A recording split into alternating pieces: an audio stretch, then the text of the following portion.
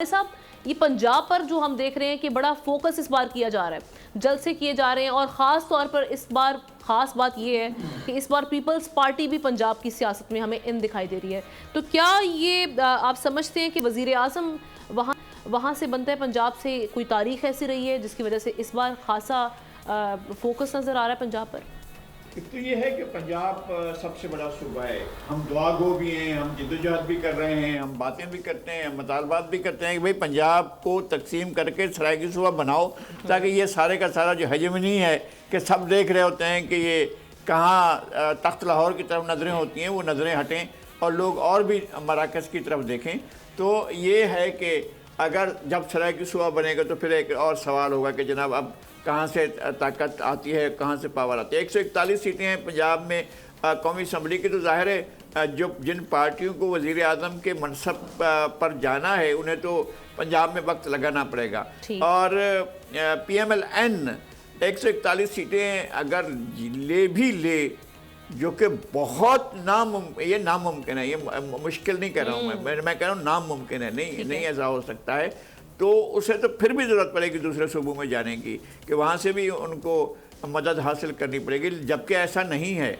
और इस वक्त सूरत हाल जो है बहुत टफ है। आज भलवाल का जलसा, यानी सरगोदा के बाद भलवाल का जो जलसा था बिलावल का, वो भी बड़ा जो है सोशल मीडिया पर जिस तरह से चल रहा है, जिस तरह से उसको लोग देख रहे हैं, तो उससे तो लग रहा है कि जनाब सरगोदा में एक ज़माने में पीपल्स पार्टी ने 3 सीटें ली थी, इस बार भी भलवाल सरगोदा यहाँ से जो है वो पीपल्स पार्टी सीटें निकाल रही है। तो अब वो नहीं है कि जी इनमें नहीं है। आप समझ रहे हैं, आपकी खबर है पेशन गोई है, वैसे टाइम आपका हो गया, लेकिन मैं जाऊंगी कि इसकी वजाहत आप कर दें। नहीं, मैं समझता हूँ कि अब जो जलसे हुए हैं 2 ही एक ज़िले में, भलवाल में और सरगोदा में, तो एक बड़ी हमने तो ये पेशरफ देखी है। ठीक है, यानी आपकी एंटिसिपेशन। एहतशामुल हक साहब, आप क्या समझते हैं पंजाब पे जो इस बार फोकस है ये इसी वजह से है कि समझा ये जाता है कि हमारी तारीख का हिस्सा रहा है, वज़ीर आज़म मोस्टली हमने देखा है पंजाब से आए हैं? देखिए, हम ना पंजाब की सियासी तारीख आप देख लें, प्री पार्टीशन भी अगर आप देख लें तो और अब भी देख लें, हमने यही देखा क्योंकि पंजाब बड़ा सूबा होना, और आज जैसे कि आप देख रहे हैं कि 13-13.5 करोड़ की आबादी है, यहीं से प्राइम मिनिस्टर बनता है जो जीता है। और आपने देखा कि नवाज शरीफ साहब ने तो हमेशा यहीं से जीते हैं और यहीं से प्राइम मिनिस्टर बने हैं, चीफ मिनिस्टर बने हैं। एक आध सीट इनको मिलती थी हज़ारा से, आप देखने कराची से कुछ नहीं मिलता, सिंध बिल्कुल फारिग है, तो इनके लिए या एक आध कोई और जगह होती होगी बलूचिस्तान में। तो उनका सारा फोकस हमेशा से यही रहा है कि मैं यहीं से, क्योंकि बड़ा सूबा है, यहाँ से ज़्यादा सीटें मिलती हैं, और सबसे ज़्यादा फोकस सामना उनका है ये सेंट्रल पंजाब से, ये लाहौर से अटक तक की सीटें हैं, ये पिंडी डिवीज़न, गुजरावाला डिवीज़न, ये सारा मिला के लाहौर डिवीज़न। तो यही उनके लिए अच्छा होता है कि इन पे फोकस करें और इलेक्शन जीतने की कोशिश करें। लेकिन अब डायनामिक्स थोड़ी तब्दील हुई हैं, ये मानना पड़ेगा। आज मैं देख रहा हूँ कि तजियाकार सारे परेशान हैं कि बिलावल भुट्टो ने इतना ज़बरदस्त बलवाल में जलसा किया है, कोई तवक्को नहीं कर रहा था। लोग कह रहे थे कि भाई वो तो 2013-14 के बाद तो बिल्कुल ही फारिग हो गए हैं, उनके लिए कोई जगह नहीं है। मेरा ख्याल है उन्होंने डेंट डाला है। लेकिन दूसरी तरह नवाज शरीफ साहब के जलसे देखें आप, वो बहुत ज़बरदस्त जलते हैं, और उसमें आप देखने नई चीज़ जो है कि नवाज शरीफ साहब पहले तकरीर करते हैं, उसके बाद मरीम नवाज़ को लेके आते हैं। वो भी एक सिग्नल है अपनी फैमिली को भी और अपनी पार्टी के लोगों को भी कि जी मेरी जगह अब यही लेने वाली है।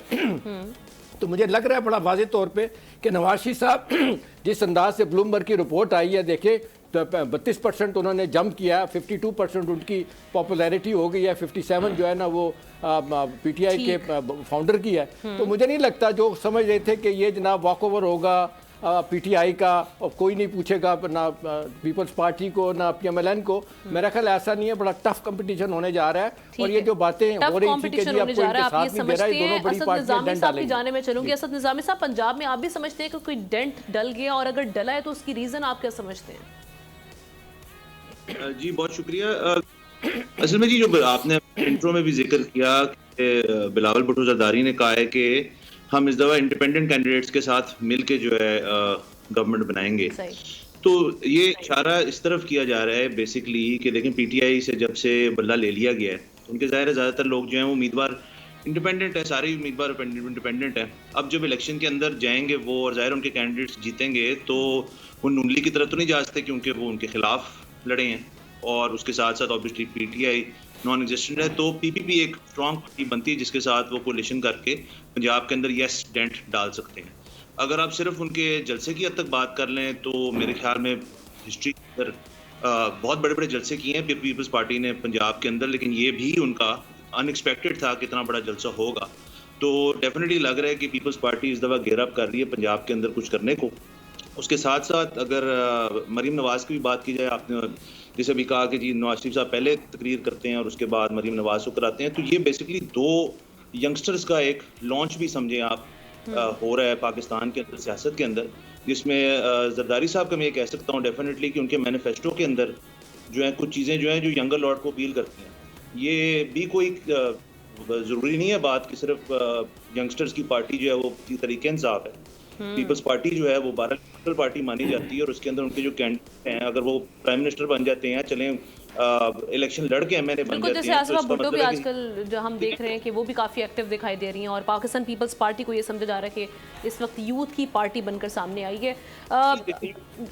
बिल्कुल ठीक है, आपका टेक आ गया सर। जाहिर शाह शराजी साहब की जानिब चलूंगी, वो उनसे जानते हैं कि उनका इस सारी सूरत हाल पर क्या तज्ज़िया है। सर आप भी समझते हैं कि इस बार वज़ीर आज़म जो है वो पंजाब से ही बनेगा इस बार भी, और अगर ऐसा है तो क्या वजूहात है, क्या फैक्टर्स देख रहे हैं आप?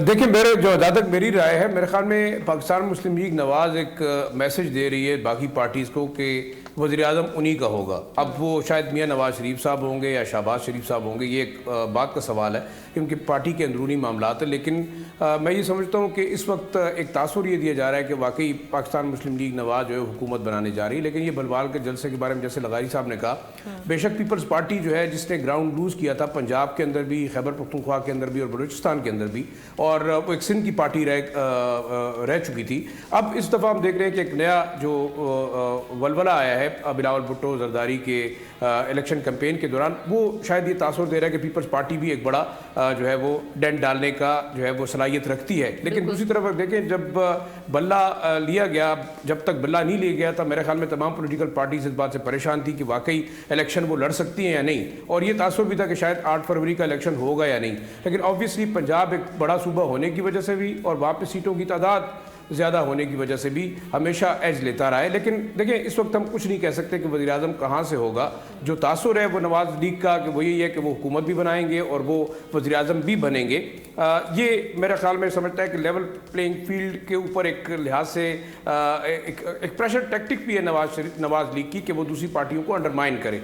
जो बिलावल भुट्टो ने एक बात की कि हम आज़ाद जो कैंडिडेट्स हैं उनके साथ मिलकर हुकूमत बनाएंगे, तो एक तासुर ये भी इस वक्त बन रहा है कि शायद तहरीक इंसाफ के वो कैंडिडेट जो कि दावा कर रहे हैं कि वो 70% से ज़ायद उनके वोटर्स हैं और वो इलेक्शन के दिन वोटर्स को निकालेंगे और वो सीटें भी निकालेंगे, तो एक बड़ा दिलचस्प सूरत हाल पैदा होगी जब इलेक्शन का रिजल्ट आएगा।